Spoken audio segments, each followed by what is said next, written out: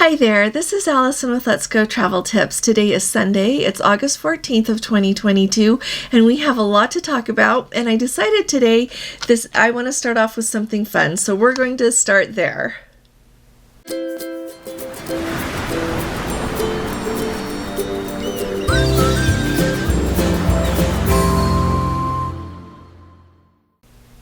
Okay, so what I want to talk to you about first is I was thinking about the fact that with these changes in protocols and moving forward a little bit with how we think about COVID and how the cruise lines will be handling it, I was thinking that some of the things that we have really missed ever since COVID will maybe be coming back to the cruise lines. And one of the things that I thought about and I want to ask you all about is rumor has it that this last week that the Champagne Waterfall was maybe going to come back on some Princess cruise ships.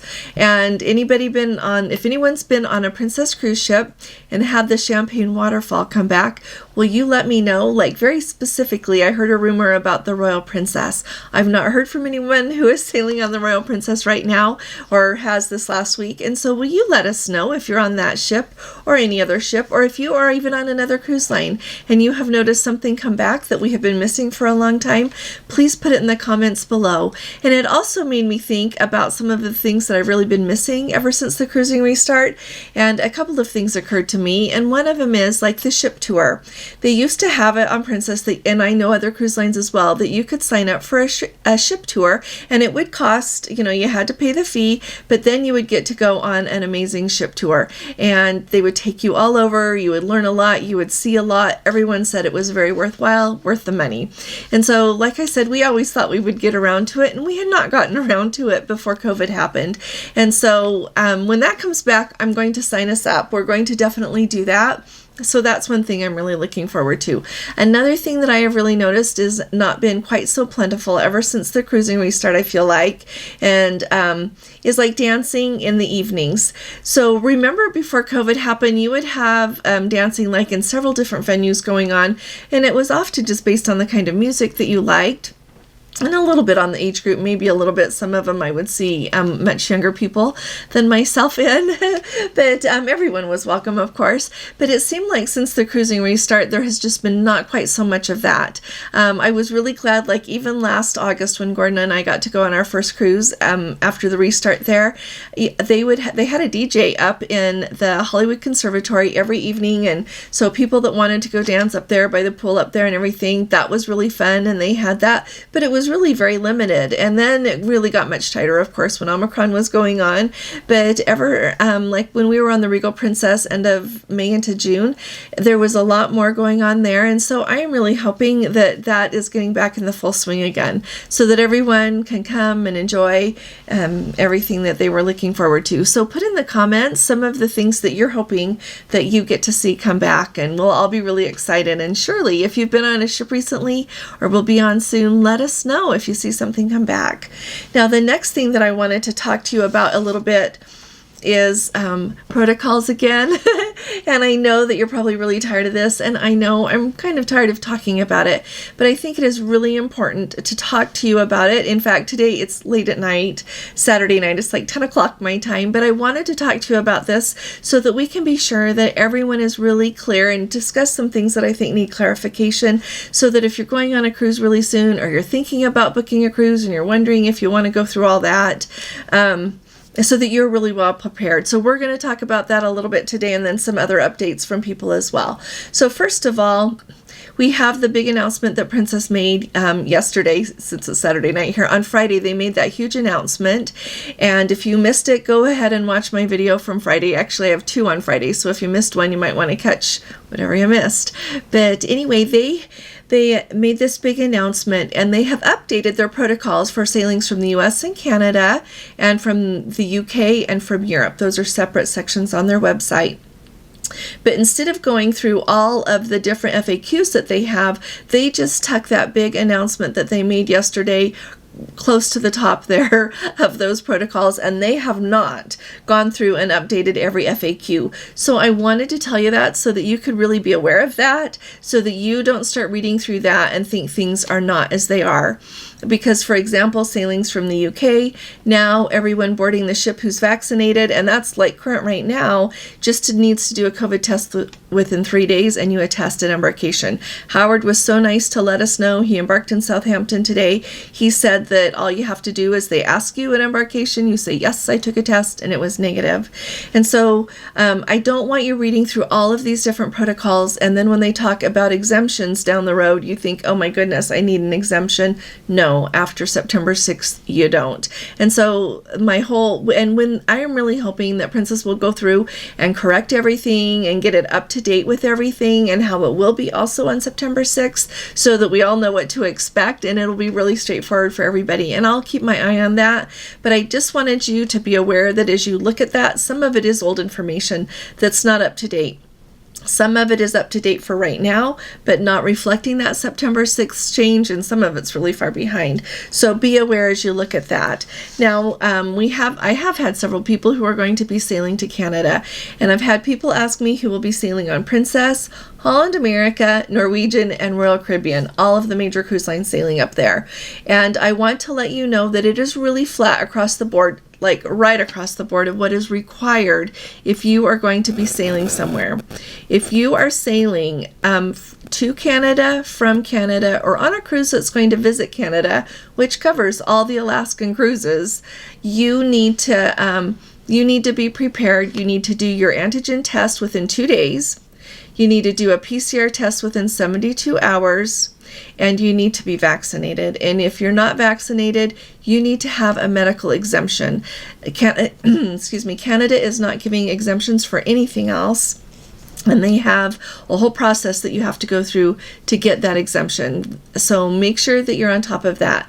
Please know that that is not changing on September 6th. That is staying the same.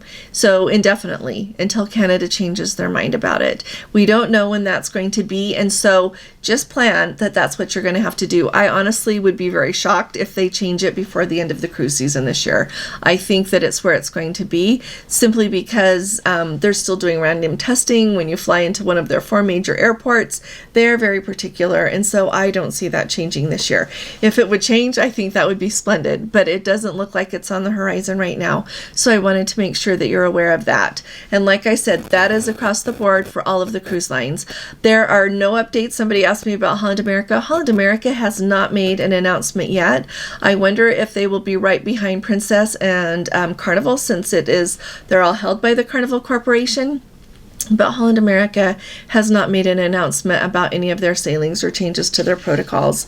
The other really big deal with protocols right now is Greece.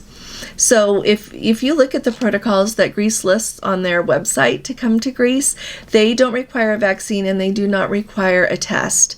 What they do require is people who are embarking on a cruise from Athens from their port in Greece, you have to show proof of a COVID test. You need to do your antigen test within 2 days and your PCR within 3 days, and you have to do it in person. It doesn't have to be done in person in Greece, but it has to be done in person. You cannot use one of those handy dandy tests that we like to order from Optum or from eMed and do it with the healthcare provider on a video call with you. They do not accept that. And so I just wanted to make sure that everybody is very much aware of that, so that you don't do the wrong thing there and not be prepared when you're ready to embark. If you are going to go there, I have a couple of suggestions for you on testing. So for testing in Athens, they have testing available at the Athens airport. So you can get it right when you fly in if you're not going to be home within the 2-day window, if you're not going to have enough time before you get to the port. So you could do it at the airport when you get there, or if it seems easiest to, you can go back to the airport and get tested again. I know that's kind of a drive and maybe more than you want to do, but it's an option if you get in a bind. Always have like a plan B or plan C. So the airport could be that. Also, they have testing at a lot of hotels can tell you where to be tested. And if I were going to Athens and I were wondering about that, I would just literally call up the hotel where I am going to stay and talk to the person at the front desk. Usually hotels there do have someone that speaks English. If you're from the United States, they often have someone that speaks other languages as well if you're from other locations. So that's a really good option too. A lot of them can tell you where to go get tested close to the hotel. And then the other option that I know of is they do have testing at the port if you want. You pay the $60 fee and do it. And then finally, remember I had told you all about the tour guy in Rome? They did testing right there by Termini, and you literally made a test through them, and they would make sure that that there really was an appointment for you. You schedule a time, and I looked it up, and they are doing that in Athens as well. It costs $21 US. You actually pick a time that you will be there for a COVID test, and so I think that's another great option as well if you need something like that. And so that is what you need to do. If you are departing from Rome or from anywhere else and you are on a cruise that is going to call in Greek ports, you don't need to worry about doing meeting their testing requirements and like doing the test. Like if you're leaving from Rome right now, the testing requirement is 3 days for an antigen test, 3 days for a PCR test. That's all you have to do. Just because you're calling in Greece doesn't mean that you have to do your COVID test in person within 2 days. Okay, so just kind of keep that in mind. That's how they're running that. And then once September 6th rolls around, when the new protocols go into effect, then if you are sailing, for example, from Rome, as I mentioned, and you are on a cruise that is 15 nights or less, which a lot of those are either 7-night cruises or 14-night cruises. They do have 21-day ones as well. But if you are on a cruise that is less than 15 nights and you are vaccinated, you're not going to need to be tested. And if you're not vaccinated, you're not going to need an exemption. You'll just need to do the test. Now, as I just mentioned, right now the requirement is that if you need to do a test, you have 3 days before embarkation to do an antigen test or a PCR test. I am going to keep an eye on the protocols when they get everything updated. My guess is that that will probably stay the same, but we really, I don't think we know for sure. They've made that announcement that they made on Friday, but I think that there is going to be more clarification and information coming on that. So I'll keep my eye out and keep you all up to date on that. So I wanted to make sure that that's really straightforward for everyone. The next thing that I wanted to make sure everybody knows is when you're thinking, I've gotten like all these questions in my comments and all these questions in my email thinking, how will this affect me? So when you're thinking that you will be on an Icelandic and Norwegian fjord cruise from September 11th through the 27th, so the 11th through the 27th sounds like it is 16 nights. And so you might have to do the testing. So I don't know if it's 15 nights, though. Look at what your itinerary is. And the rule is if it's less than 16 nights. So 15 nights or less, you do not need to have a COVID test if you're vaccinated. And 15 nights or less, if you're not vaccinated, you don't need to have an exemption. And so think about that. Now, also, if you are going on the Icelandic and Norwegian fjords, it also depends on where you're sailing out of.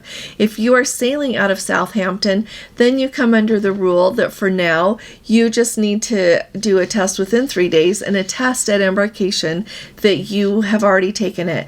And so I would guess that that is also going to be part of the change, but just know that I think that would be the most that you would be required to do if you do have to do a test. Does that make sense? So we will look forward to hearing from those of you who are booked on these cruises to hear what you hear from Princess on those. But when I think through these things, I think, well, if you're embarking from Southampton, that's the rule now. You have to do your test within 3 days and you just have to attest to it. So if you are on a sailing that is 16 nights or longer and they require a test, that's probably what they'll ask. But I would really like to hear from any of you booked on these, like the transatlantic, or any of these other special cruises, so that we kind of know what to expect, as well as the ones that are 16 nights and longer.